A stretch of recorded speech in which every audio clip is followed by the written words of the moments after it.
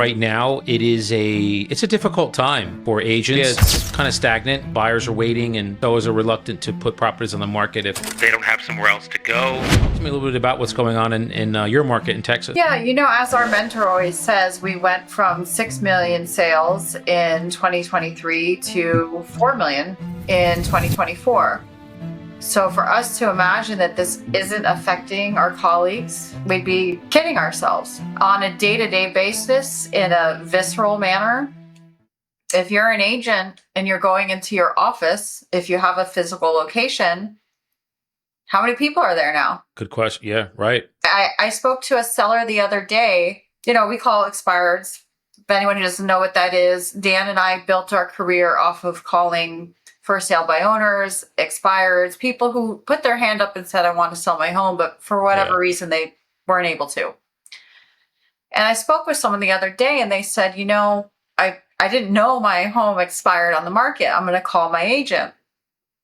And what he found out is that his agent was embarrassed to admit that he was bartending at Olive Garden, no longer in the business. Wow. So this is somebody who had a $450,000 listing, right? Yep. People are leaving the industry because they have to survive. And if you're not able to make enough money to pay your bills with real estate, what are you going to do? Uber, bartending, there's many jobs that you're starting to see agents take now. We say it all the time. The story of one is the story of all. I mean, he's not the only one that's going through that. I know leads are hard to come by. And, at this point, I think that what we do when we train agents on how to find bona fide qualified leads, and what are those? Those are your super motivated sellers that we talk about people that are having life events. Well, what's a life event? Someone's moving to another area for job relocation. Maybe somebody passed away in the family. Maybe somebody's getting a divorce. They're upsizing they want to upsize their house because their family's expanding. Things of that nature. Those are, super motivated sellers that need to sell. So so we train, Jessica and I train our teams on, and other agents from, other brokerages on how to find these lead sources, these motivated sellers that are out there, but unfortunately, maybe they're with an agent that didn't know how to price property, or in Jess's case, they left the industry and didn't tell the seller that they left. Yeah, I think he genuinely forgot that he had a listing. That is, I have not heard that. Wow, that is like crazy. But as I see this, so Dan and I are guiding others, right? So if you're someone that is a team leader or an agent attractor with EXP, or even a coach, why is leadership more important now than ever? How are you talking to your people right now? So one thing that I talked about with our team, because some of them themselves are leaders, is, are you having one-on-one conversations with everyone who's in your care? You're a coach. You coach numerous high-producing agents. Like, what are the conversations you're having with them? Because I'm sure they're having the same, fears and discussions with you regarding how they're getting their leads and whatnot. So as a team leader, you need to be reaching out to all of your people on a one-on-one basis and having a very vulnerable conversation. Hey, Becca, I noticed that you haven't been coming to team meetings anymore. I saw that you weren't at the event last month where we did a live free training. I care about you, and I'm just curious, how are things in your business right now? I have reached out to we have 46 people in our organization right now. I've reached out to every single one and had this conversation. 13 of them shared with me that they have actively applied for either jobs in a leasing office to be like a leasing agent, or they have looked at the Redfin model, which is a salary staff paid use of your real estate license. Yeah. Or they have looked at entirely different industries where having a sales background could help them. Wow.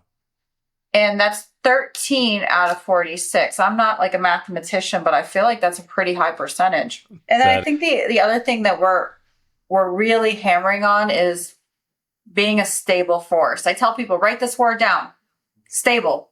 And they're like, yeah. are you being super duper stable? So when I think of stability, I think of like a grandfather or somebody that you always know what they're going to say. Okay. That person in your life who will always do the right thing, even though everyone else does the wrong thing. Mm. That person that you know they're extremely reliable and dependable. You always pretty much know what you're going to get out of them. Yeah. Now you need to be that person, Yeah. Consistent. not just for your people that you're leading, but also your clients. Your clients are going through a whole skew of emotions. Some of your clients just saw 20% of their equity go out the door. Yeah. Well, that's a good point. So we have to be that really stable person that when they are just getting their emotions out and it's toxic and Yeah. it's hard to hear, we cannot take it personal. We just have to be that friend to them to understand, to listen, and then to give them some sort of solution for their problem. And that Yeah. stability just becomes really huge because when you're taking on all of people's toxic emotions, it's a very hard place for you to be in. And you need to be the grounding force for all of these Mm. people who are dumping on you, your clients, Yeah. your agents, your staff members, your title partners, your lender partners. All of them all day long are like, the market sucks, interest rates suck, wah, wah, wah, wah, wah, wah, wah. And you have Mm. to be like, but what have you learned? What's the positive in this? And your constant conversation all day long is turning a negative into a positive and And being that's that not an stable easy force. yeah, that's not an easy conversation to have when you're getting, you know, verbally vomited on with a lot of this negativity, for you to be, you know, to stand strong and stoic and then come back to them with a positive spin on what's happening. That's not an easy thing to do. So how do we fill ourselves up? What are we doing differently? Because we're getting all this toxicity, right? Like, Mm. how are we draining ourselves to remain positive? What can we do? Yeah, so, I mean, it's a great question. So what's true for me is, I so one of the things that I do to really just kind of release energy, and let me just preface this by, I'm grateful to be in the position that I'm at, and I'm sure you are too. Same. That we're trusted, that when things do kind of turn upside down, and they always do, guys. No, very few transactions just run, you know, from start to finish with no hurdles. There's always going to be hurdles. It's not, but are you problem oriented or are you solution oriented? That's how I always have to look at myself. Am I looking at the problem, or am I looking at, okay, this happened, now what? What do you do after? So that's me personally, but I've always been that way. So it's a little easier for me to look at that. Now, that doesn't mean I'm going to have my 5 or 10 minute, you know, bitch session, pity party, scream and yell till the cows come home, but I'll only do it for 5 or 10 minutes, and then that's it. I get it out, and that's it. You have a really good foundation of, like, you know what meditation is, you know what yoga is. You're doing things to spiritually rebuild yourself. And people who do not have a practice probably should start looking into a positive practice right now. Yeah, I mean, I would say that, you know, I've been, you know, practicing that since 2012, maybe 2013. Been on numerous retreats and such, but what it does is, yeah, it's fun to go to different places around the world and, you know, get into your Zen. It allows your brain to and your mind, your body, and your spirit. It allows it to decompress, unplug from the wall for however long, week, 2 weeks, 3 weeks. I've done 3 week trips. I've done 1 week trips, and I've done overnight weekend trips with the yoga with my studio. But it allows you to pull back, decompress, recharge, unplug, And then when you go back, you are Mm-hmm.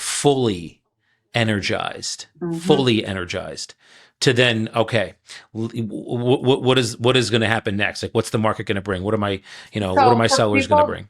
Dan, who don't have like a week to go away, right? Either they don't have the funds or they just, don't have the childcare or Hmm. whatever. Yeah. Do you think it's still helpful to have like a 10-minute a day practice? Can that make a difference in your life, or is that not even really worth it?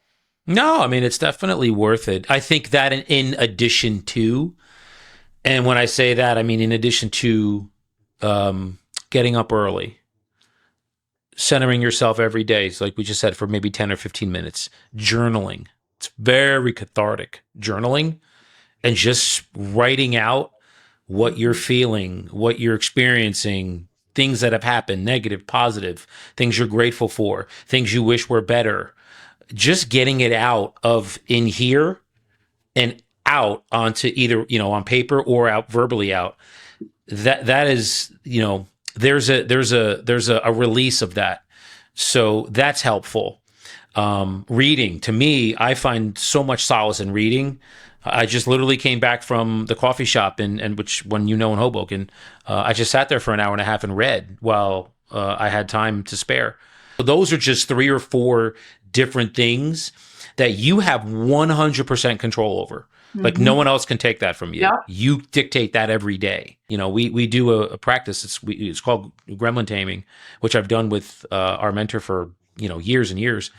You just recognize that voice, it's there, and then it's just letting it there's ways that you can just let it go in and then out. Did you ever hear the expression, pay it no mind? Yes. Pay it no mind. Someone used to say to me, like, water off a duck's back. And I Hmm. didn't really understand that. But I I like get that it one. now. Yeah, I like that. So, yeah, these are just things that you can do when times are tough, because they're tough right now. I Mhm. know many broke. I was just on the phone with a broker, and I know that these times are tough. It's a stagnant market. I just read that the Fed was debating a rate hike, not a rate decrease. They were actually debating increasing the Fed funds rate at the next meeting because they didn't do anything the last time they met, which I think was 2 or 3 weeks ago. So imagine that, everyone, Yeah. another rate increase. And the real issue is that as Dan's talking for people just coming into this conversation, do you remember in the beginning of the year when the Fed said Q2 we're going to lower it and there was Yeah. all this optimism and excitement? Well, I the do. opposite happened. That creates fear and trepidation, right? Hmm. So, if you're wondering why spring market feels significantly different to you wherever you are in the country than it has in previous years, that's the reason why. Buyer Yeah. sentiment changed because the predictions were wrong. Yeah. And I mean the sellers that do list, at least in this market here in the northern New Jersey, southern New Jersey market, the listings that list that are actually priced to sell. And what I mean by price to sell, everyone, is they're priced properly. They are not 30 and 40 and 50 and $60,000 above your highest sale in the area. Like they're not. They're priced right there, which is where they should be. And we can get into pricing strategies, we can get into that, but I'll save it for this conversation. When they're priced to sell at market, you're getting 3 and 5 and 6 offers because they're priced to sell. They're not here. Buyers and their agents are not stupid. They're not ignorant. They know how to properly compare property. And Yeah. when they see you are listed 60 and $80,000 above, or 30 and 40% And you've been above on where the it market needs for to be, 60 days. guys, it's not rocket science. Yeah. It's gonna sit, and it shouldn't. There's no Hmm. reason it should sit. That's why you're seeing some of these properties just sit on the market. And when you see that as an agent or a buyer, if you're looking to invest, something's up. And usually it's the price. You know So, what else I'm starting to see because of this changed market is agents behaving in line with desperation. So mm, I'm seeing some pretty disgusting mm, behavior between the way agents are treating each other. I have an agent that's a great gal, hardworking, and agents like submit like Trek complaints about her because she's pissing them off. instead of just fairly competing against her and beating her fair and square, Yeah. they're like, making fake grievances because she's, just kicking their butt on taking expired listings. Oh, wow. And that's because when there's less food, the peasants fight over the little bit of crumbs, right? Mm-hmm. And it's interesting to watch how unskilled agents are the real ugliest starting to come out of them. Yeah. The behavior that does not happen in a good market. In a good market, it's like when a team wins. When a team's winning, you cannot see how the pitcher hates the catcher, the third baseman's like fighting with the outfielder because they're winning. Everyone's great. But once that team starts losing, all of the problems underneath start to come out. And I'm starting to see that with agent behavior. They're really like getting a little bit nasty with each other. And it's sad to see because we should actually be collaborating more when the market's like this. Mm-hmm. Because what's going to happen if we all really start turning on each other, there's going to be no thing as an agent left. The general public is tired of our shit. They would be very happy to get rid of 6% and go on CarMax, House Max, and go click, click, done. Mm-hmm. They would love to get rid of us. So if we continue to fight each other instead of collaborating with each other, we are basically putting the nail in our own coffin. We're not competitors. We're collaborators. We collaborate with people. And when you collaborate with other agents, it's coming from a place of contribution. We are going to contribute with each other. We're not going to combat each other, which reeks of desperation. What can I take from you? So we train our agents on how to do that. And when I say how to do that, how to actually collaborate. So each party, there's a winner. Each party is a winner. There's not a winner and a loser. One party doesn't feel taken. And that's the power of collaboration, the power of coming from a place of contribution instead of a place of taking, of desperation. Can we do more deals together than we could do on our own? And if the answer is yes, you're in the right place.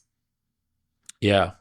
Yeah. And I think you said it. I mean, I think the Gen Pub is starting to get weary of the agent nonsense that you're describing. I think that's very important that that be brought up because, at the end of the day, look, guys, we're here to serve them. Without them, there is no us. There is no us. Yep. It's like a sports team. Without the general public paying to go to watch a sports team, there's no sports team. So that for you agents out there, remember that there is no us without serving the public, without the public. So coming from a place of how can I serve, how can I help, how can I collaborate to get this seller to whatever their motivation is, moving to Miami, moving to Boston, moving to Virginia, because they're retiring, because their family is there, because they have, a sick relative, whatever the case is, you getting their motivation and then actually being able to serve them to get them there, that's a game changer, man. You have a raving fan for the rest of your life. And that's what I always try to create. I am eternally grateful to my clients because they are really, really loyal to me. And they tell me every time they get agents that call them that try to solicit business, they're like, no, Daniel is my guy. Like, I'm using him. When the time is right and we put our property in the market, call him. And I see all they send me text messages of what agents text them. And that's a sign of two things, by the way. One, a high level of skills because you've done something heroic to guide them. And two, putting your clients' needs above your own. You've gained their trust. So, which is technically fiduciary responsibility. That's what we're getting our licenses for. Right. But many agents just see one thing, what's in it for me, not what's in it for my client. And that is the shit that the general public is tired of. They are sick and tired of buying Sunset or Beverly Hills or whatever the crap you see on TV is. Oh, I'm just going to show up and have my tits hanging out. Oh, I don't like this house. It's not $3 million. I can't be bothered putting my face on it. They're tired of that because they are working their asses off to barely pay their bills. And now they think that they're going to give some snotty, entitled little shit 6% of their equity. Yeah. No. Fuck no. Yeah. It's it's funny you say that. So one of the things that I just had this with my group call last week. I said, guys, you're basically asking a seller, if your average sale price in your market, and I have, agents all over the country. I said, if your average sale price, let's say, is $700,000 or $750,000, $750,000. You can tell he's in Jersey. That's true. All right, say our average sale. It is actually it's $750,000 in my market. So you're basically asking and telling the seller, like you're walking into their house and saying you're going to pay me like $21,000. I said, you guys better know and have the skill, the preparedness, the wherewithal. When you walk in there, you know exactly how to serve this client. Mm-hmm. And that is skills, knowing what to say, how to say it, and how to say it with confidence. If you do not have that, turn around and walk the hell out of the house because you don't deserve that professional fee. Mm-hmm. You don't deserve it. It's disrespectful. I agree with you. Yes, it is.